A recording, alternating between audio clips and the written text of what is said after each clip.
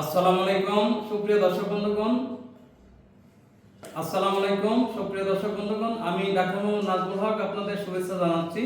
প্রিয় দর্শক, আমি ছোট্ট একটি ভিডিও নিয়ে আজকে হাজির হয়েছি।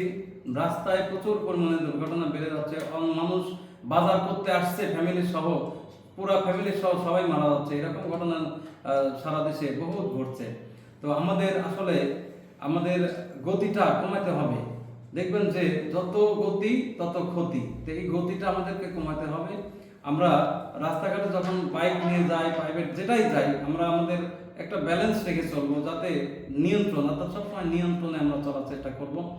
আর বিশেষ করে যে যারা বাইরে থাকে, ঢাকা থেকে থাকে বা বাইরে থাকে, চাকরি করে আসছে, আসার পর বাইক নিয়ে ইচ্ছা মতো চলছে, আমি যারা পিতামাতা রয়েছেন তাদেরকে পরামর্শ দিব যে আপনার ছেলেপেলের হাতে, এই যে যারা টিনেজার, যারা ছেলেরা রয়েছে, তাদের হাতে বাইক তুলে দিবেন না।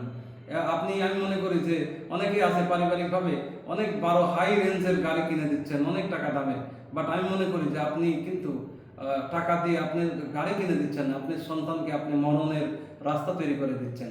তো আমার একজন চিকিৎসক হিসেবে আমার পরামর্শ থাকবে যে আপনি এগুলো থেকে একটু সচেতন হতে হবে আপনাকে। শারীরিকভাবে আপনার সন্তান সুস্থ থাকে, প্রাণবন্ত থাকে, সেই দিকটা খেয়াল রেখে আপনাদের রাস্তায় চলতে হবে।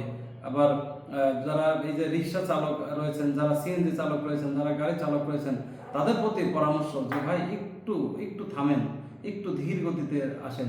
এই যে রাস্তায় দেখবেন যে প্রচুর পরিমাণে দুর্ঘটনা। আপনি জানেন যে একটা দুর্ঘটনা সারা জীবনের কান্না।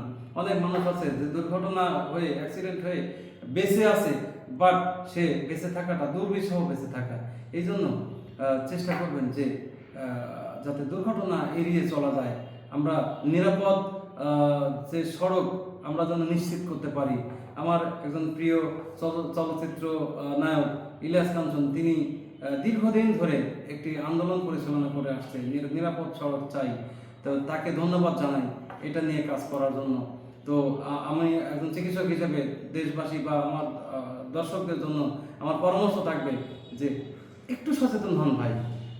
এমন না 5 মিনিট পরে গেলে এমন কিচ্ছু হবে না, বাট আপনি এই ঝুঁকি থেকে বেঁচে থাকতে পারবেন। তো সকালে সুস্বাস্থ্য কামনা করে আগামী ঈদ সবাই সুন্দর, আনন্দ, অনাবিল সুখ শান্তি নিয়ে পরিবার পরিজনদের সাথে কাটান, সেই আশাবাদ ব্যক্ত করে শেষ করছি। আসসালামু আলাইকুম রহমতুল্লাহ।